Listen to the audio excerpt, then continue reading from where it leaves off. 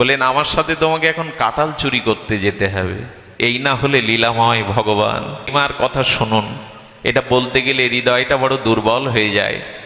এক বুড়িমা ভাগবত পাঠে শুনছেন জগন্নাথ তিনি সকলের মনোবাঞ্ছা পূর্ণ করেন, এই জন্য তিনি নাথ, এই জন্য তিনি জগতের নাথ। বুড়িমা বলছে বাবা আচ্ছা জগন্নাথ দর্শন করতে গেলে এখান থেকে পুরীর দূরত্ব কতটুকু? বললেন 100 কিলোমিটার। বুড়িমা বলছেন আমি তো লাঠি ছাড়া চলতে পারি না, আর যানবাহনে যাওয়ার মতো আমার খরচও নাই। তবে বাবা তুমি যে জগন্নাথের মহিমা বললে, আশীর্বাদ করো আমি যেন হেঁটে হেঁটে এই 2 মাস ধরে চলতে চলতেই যেতে পারি। এটা উত্তর ভারতের ঘটনা, শুনুন মা। তো উনি লাঠি নিয়ে যাচ্ছেন, আর যখনই হাত বাড়িয়ে জিজ্ঞাসা করতে যাচ্ছেন পুরীর পথ কোন দিকে, অনেকেই কাঙালিনী ভিখারিনী মনে করে বলছে ভিক্ষা হবে না। বুড়িমা বলে চলেছেন আমি কাঙালিনী বটে, ভিখারিনী বটে, তবে অর্থ চাইছে না, বলে দাও আমার পুরী কোন দিকে, আমার জগন্নাথ কোন দিকে। এই আকুলতা নিয়ে চলল মা।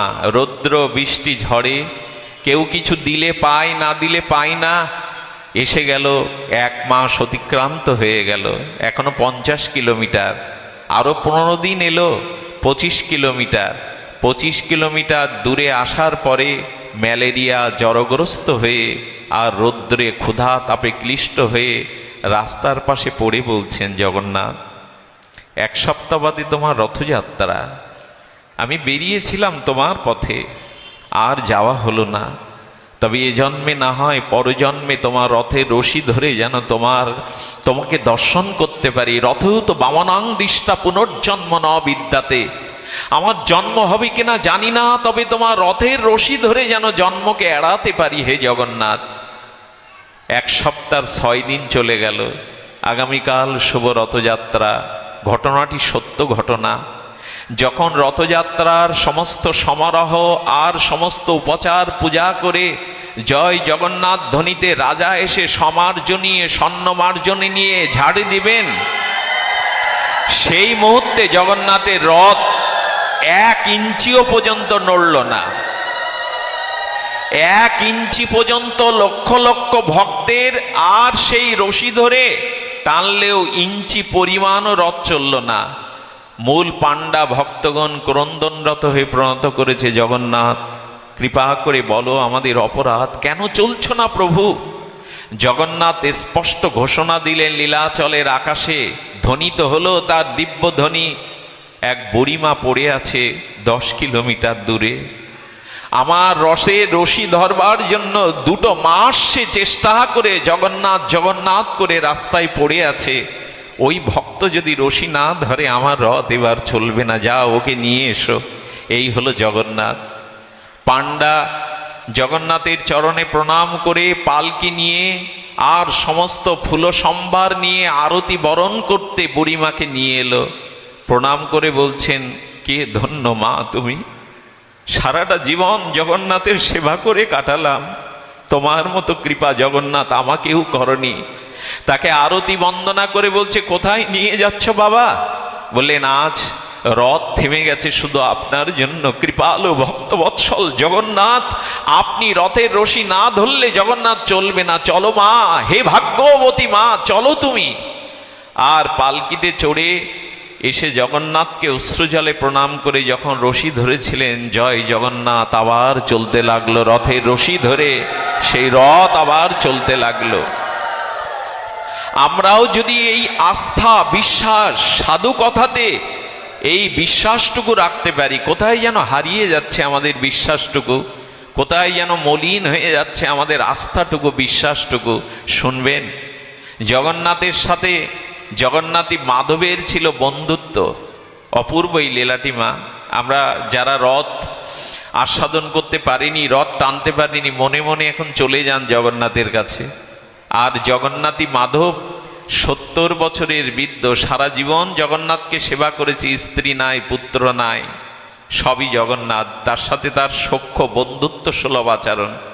জগন্নাথ মা মন্দির থেকে বেরিয়ে আর এসে ঘুমান্ত মাধবের হাত ধরে টানছে, মাধব ওঠো, ওঠো মাধব। জগন্নাথের কণ্ঠে মাধবের ঘুম ভেঙে তাকিয়ে দেখে সাক্ষাৎ জগন্নাথ ওনার হাত ধরে টানছেন। কি গো, এই মধ্যরাত্রে তুমি আমাকে টানছো কেন জগন্নাথ?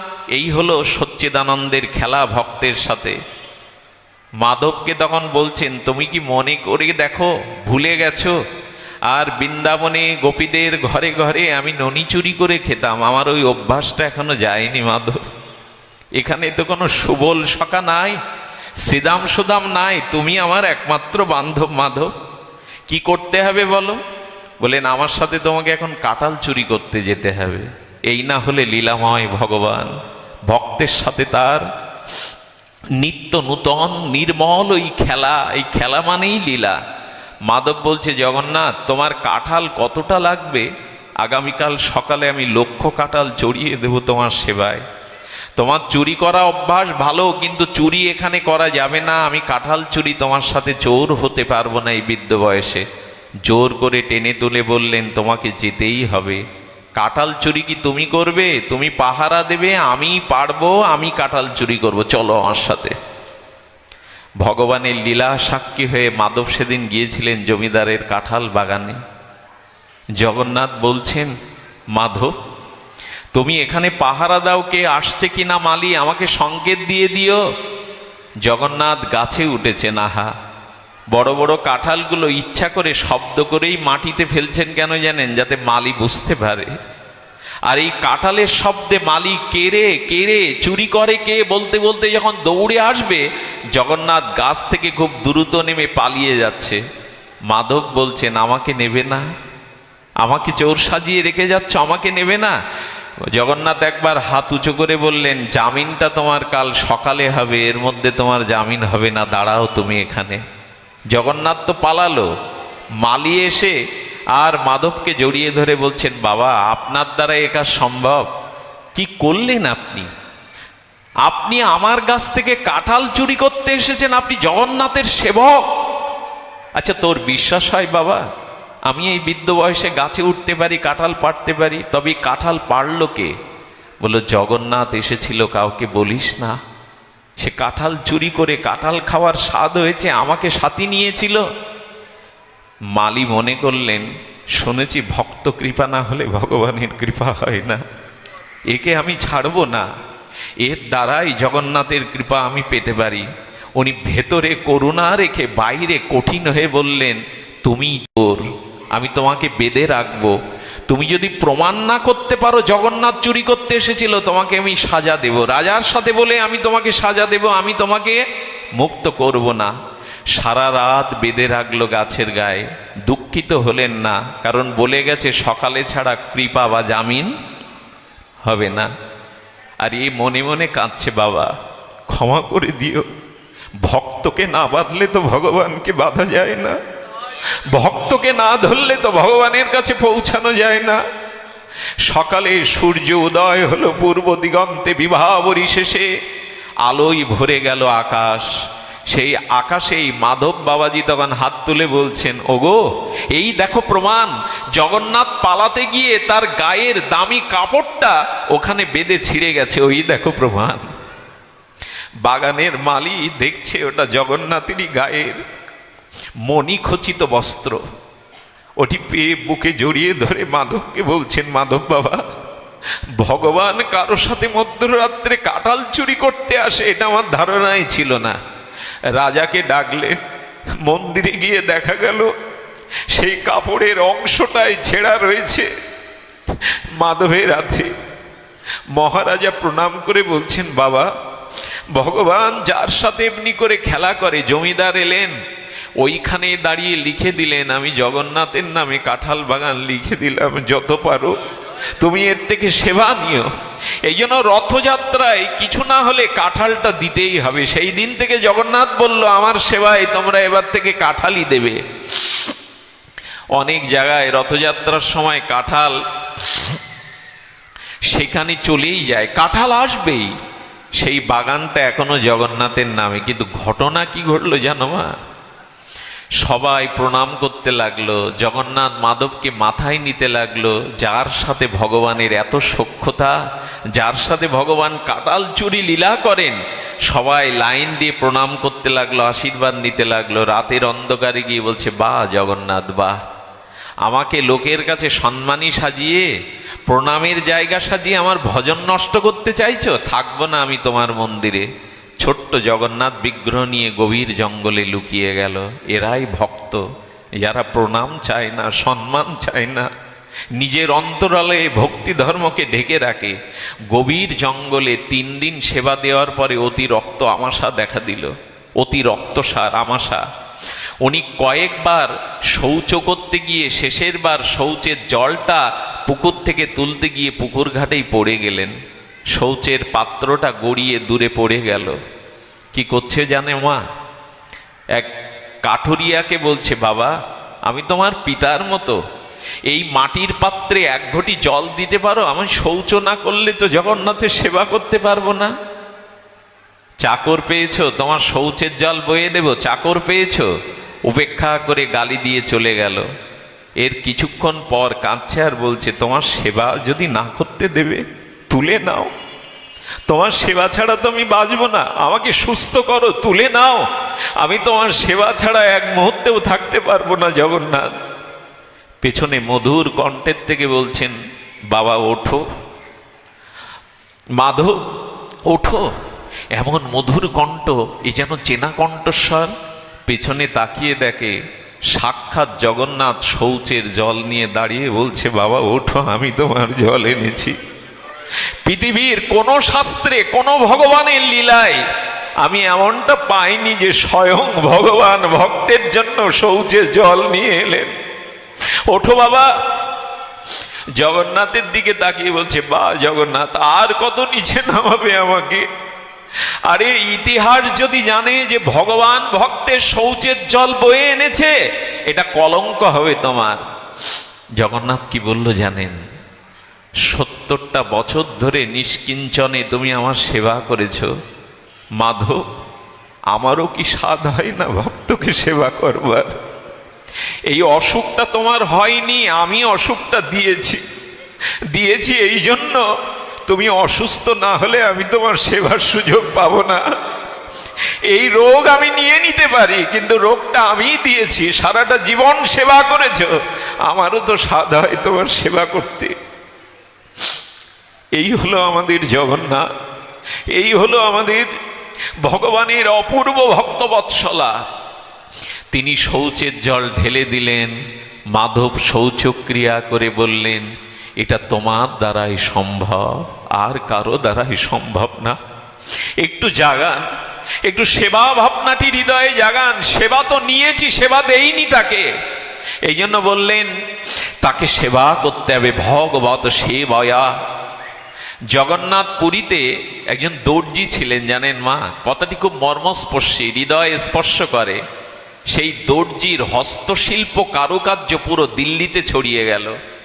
আর দিল্লির শাহেনশাহ তাকে 2টো টাকিয়া বালিশ করবার জন্য কি করলেন জানেন? দামি মগমলতে মণিমুক্তা বসিয়ে দিয়ে দিলেন, 2টো টাকিয়া বালিশ করো, আমি রাজ সিংহাসনে যখন বসবো 2 পাশে থাকবে।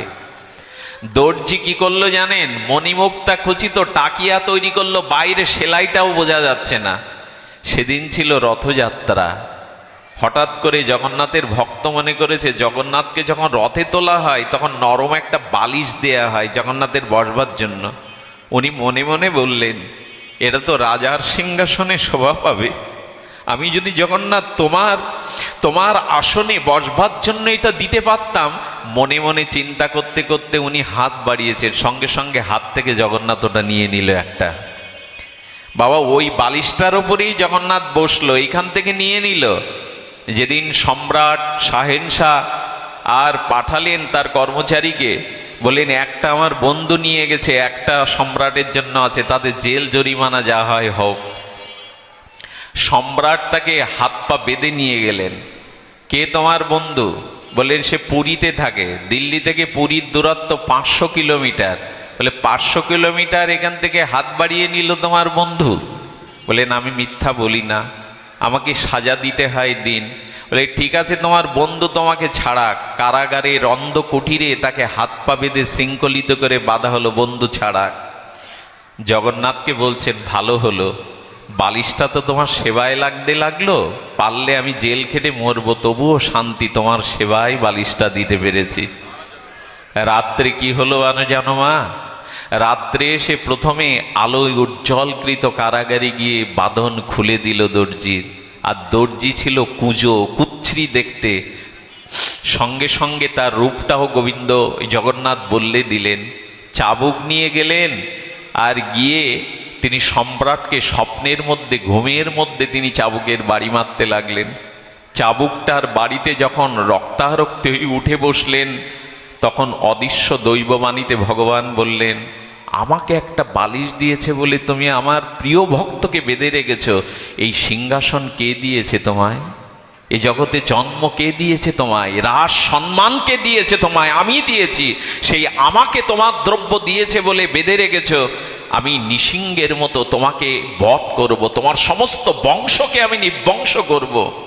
ভয়ে তাড়াতাড়ি বেগমকে ডাকলেন, বললেন এটা স্বপ্ন না, এই দেখো গায়ে চাবুকের দাগ।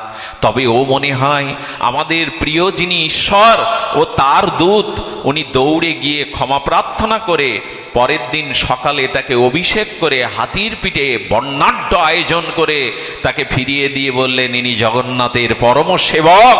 উনি তাকে সম্মান করে পাঠিয়ে দিলেন। ইচ্ছাটা দরকার, জগন্নাথ একটু তোমার সেবা করতে চায়। শুধু ভক্তগণ, এই রিপু ইন্দ্রিয়কে, এই দেহকে, গেহকে অনেক সেবা করেছি। আপনাদের একটা সতর্কবাণী শোনায়। একবার মীরাবাই তুলসী গোস্বামীর কাছে চিঠি লিখেছিল, আমার পরিবারের কেউ ভগবত সেবা পছন্দ করে না, বাধা দেয়, কি করব। তুলসী গোস্বামী উত্তরে লিখেছিলেন, কৃষ্ণ ভজনে, কৃষ্ণ সেবায় যেই বাধা দেয় তাকে এই মুহূর্তে ত্যাগ করো। তাতে প্রত্যাবায় হবে না, বরঞ্চ তাদের উদ্ধার হবে যদি তুমি ত্যাগ না করো। আচ্ছা মা, এক্ষেত্রে শাস্ত্র তুলসীদাস প্রমাণ করেছেন গুরুকেও ত্যাগ করা যায় ভগবানের সেবার জন্য। তার প্রমাণ হলো গুরু না সৎসৎ। ভগবানকে, বামনকে 3 পদ জাগার জন্য বলি কিন্তু গুরু আজ্ঞাও ত্যাগ করেছিলেন না? রাবণকে ত্যাগ করেছিলেন কে? বিভীষণ। গুরুকে ত্যাগ করেছিলেন বলি। আর কে ত্যাগ করেছিলেন? স্বামীদের নিষেধাজ্ঞাও ত্যাগ করেছিলেন এক স্ত্রীর, ব্রাহ্মণ।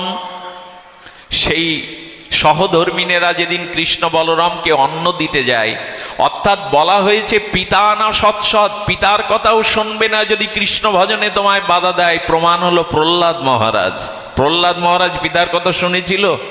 এই জন্য গুরু না সৎসৎ, পিতা না সৎসৎ, দেব না সৎসৎ, মৃত্যু ভয় উপরন্তি। এই মৃত্যুময় সংসার থেকে যে কৃষ্ণ ভজনের পথে এগিয়ে দেয় না, সে পিতা হয়েও পিতা না, জন্মদাত্রী মা হয়েও মা না, গুরু হয়েও গুরু না, যিনি কৃষ্ণ ভক্তি দান করে মৃত্যুময় সংসার থেকে উদ্ধারের পথ না তৈরি করেন। এই জন্য জগতে অনেকেই পিছনে টেনে ধরে, কারো বাধা, কারো মানা শুনবেন না। রবীন্দ্রনাথের মতো গেয়ে উঠেন, আজি প্রণামী তোমায় চলিব নাথ সংসার ও কাজে। হে নাথ, তোমাকে প্রণাম করেই আমি পথ চলব, কারো পানে চাইব না। হৃদয় দেবতা আছো যে প্রাণে, মন যেন তাহা নিয়ত জানে। তুমি যে আমার হৃদয়ে দেবতা, হৃদয়ে আছো এ কথা যেন মনও জানে। পাপেরও চিন্তা মরে যেন দহি দুঃসহ লাজে। আমি যেন পাপের চিন্তা পরিহার করে হৃদয় স্বামী তুমি হৃদয়ে আছো এটা জানতে পারি। পরিশেষে আরেকটু স্পর্শ করে যায়। পুরীতে পান বিক্রি করতো মা, আর জগন্নাথের একেবারে দক্ষিণে এক পানওয়ালা পান সেজে পান বিক্রি করত। প্রতিটা দিন তিনি প্রার্থনা করত, জগন্নাথ কোনোদিন যদি আমার কাছ থেকে একটা পান প্রসাদ রূপে তোমার ভোগে লাগতো, এই একটু ইচ্ছাটা জাগলেই হলো। করুণা ঘন ভক্ত বৎসল কৃপালু কৃতজ্ঞ জগন্নাথ মঞ্জুর করে নিলেন। রাত 12টার সময় ঝুবড়ির মধ্যে পানালা শুয়ে রয়েছে মা। কৃষ্ণ বলরাম দুটো বালকের বেশ ধরে গিয়ে বলছে, পানালা, খুব মৃদু কণ্ঠে, পানালা ওঠো, কে তোমরা?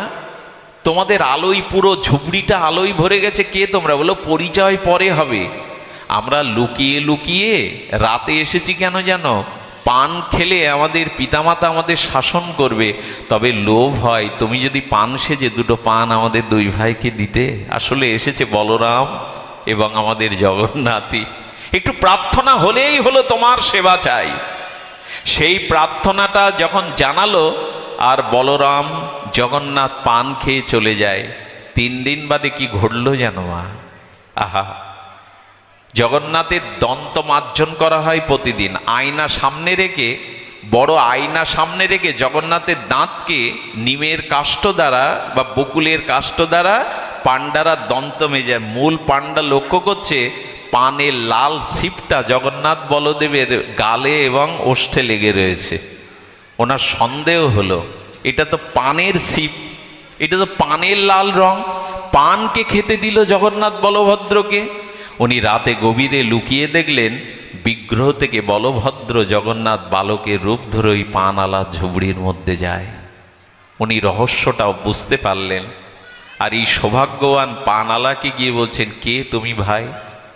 বলে, জগন্নাথের পাণ্ডা আমি। তোমার পরিচয় কি? বললো, হতচ্ছাড়া কাঙাল, রাস্তায় পড়ে জগন্নাথের কাছে আর প্রার্থনা করি জগন্নাথ, এই প্রার্থনা ছাড়া আমার ভজন নাই, সাধন নাই, আমি পান বিক্রেতা, পানআলা। তখন বলল, আচ্ছা তোমার এখানে রাত্রে কেউ কি পান খেতে আসে?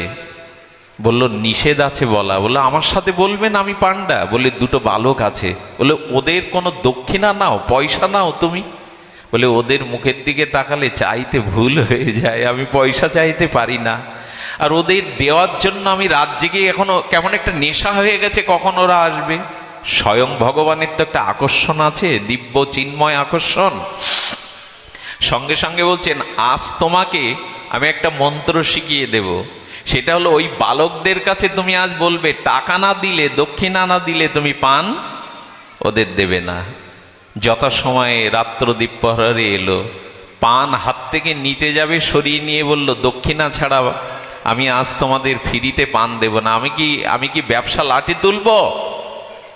সঙ্গে সঙ্গে সঙ্গে সঙ্গে জগন্নাথ তার গায়ের ওই যে উড়নাটা, দামি উড়নাটা, এটা দিয়ে বলছে, এটা অনেক দাম, রাজা আমাকে দিয়েছিল, এটা রেখে দাও, আর কাউকে দেখিও না, লুকিয়ে রেখে দাও এর মধ্যে।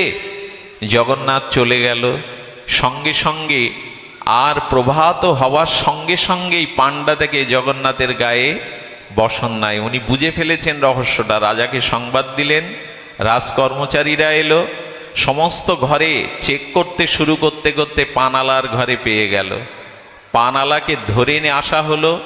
জগন্নাথের সামনে আসার সাথে সাথে বলল, এটা তোমার কাছে কি করে এলো? সমস্ত ভক্তদের জানাবার জন্য পাণ্ডা বলল, মহারাজ, স্বয়ং জগন্নাথ পান খেতে যায় ওর দুয়ারে, আমি দেখতে চেয়েছিলাম উনি জগন্নাথ বলভদ্র কিনা।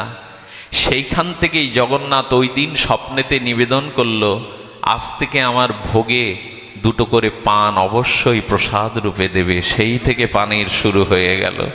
আমি শুধু বলতে চেয়েছিলাম, আমার অভিব্যক্তি শুধু এই, আমার অনুরোধও বলতে পারেন, শুধু এইটুকু আকুতি আপনাদের কাছে, প্রশস্তি আপনাদের কাছে, একটু সেবার ভাবনা যেন আমাদের হৃদয়ে জাগে, যেন সেবার ভাবনাটি আমাদের হৃদয়ে বারবার জাগে। এই জন্য ঠাকুর নরোত্তম তিনি বারবার বারবার সেই কণ্ঠে বারবার গেয়েছেন, সেই গান তিনি বারবার বলেছেন, কবে যমুনা পুলিনে বৈষ্ণব বৈঠাকে বসবো, রাধা কৃষ্ণ প্রাণ মোর যুগল কিশোর, জীবনে মরণে গতি আর নাহি মোর, কালিন্দির কুলে কেলি কদম্বের বন, রতন বেদীর পরে বসাবো 2জন। এসব সাত জাগে তোমা? কবে যমুনা কুলে আর স্বর্ণ বেদী মূলে রাধা মাধবকে বসাবো, সুকময়ীকে বসাবো, আর মালতীর মলাগাতি পরব দোহার গলে, অধরে তুলিয়া দিব কর্পূর তাম্বুলে। কবে মালা গেতে পরাবো 2জনকে, কবে তাদের তাম্বুল সেজে দেব, ললিতা বিশাখা আজি যত সখীগণ আজ্ঞায় করিবে সেবা।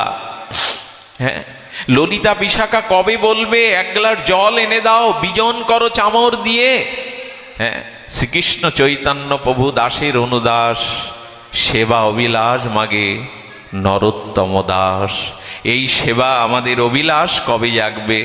কবে আমরা এমনি করে আর আমাদের এই চিন্তা চেতনা জেগে উঠবে ঠাকুর মশায়ের সেই মঞ্জুরি পদ, শিরোপ মঞ্জুরি পদ, সেই মোর সম্পদ, সেই মোর ভজন পূজন, সেই মোর প্রাণধন, সেই মোর আবরণ, সেই মোর জীবনের জীবন, সেই মোর বাঞ্ছা সিদ্ধি, সেই মোর ভক্তি ঋদ্ধি, সেই মোর বেদেরও ধরম, সেই ব্রত সেই তপ, সেই মোর মন্ত্র যাব, সেই মোর ধর্ম করম। কবে যুগলের সেবা, কবে রাধা মাধবের সেবা, কবে নিতাই গৌরের অকিঞ্চন প্রাণ ঢালা সেবা দিয়ে আমি তাদের প্রাণে প্রাণে মনে মনে এই সেবা সুখ তাৎপর্য দিতে পারবো। এইটুকু প্রত্যাশা রেখে, এইটুকু আশা রেখে ভগবৎ সেবার অঞ্জলি, ভগবৎ সেবার কুসুমসিক্ত হয়ে যেন চরণে সেবা ধর্মে ব্রতী হতে পারি। বৈষ্ণব সেবা, গোবিন্দ সেবা, ভক্ত সেবা, এই সেবাই হোক আমাদের ব্রত। হরিকথা মহৎ সঙ্গে শ্রবণই হলো আমাদের জীবনের ব্রত। সাধুমুখে হরিকথা, সাধু সঙ্গই আমাদের জীবনের একমাত্র লক্ষ্য। আর পাতে হোক এই প্রত্যাশা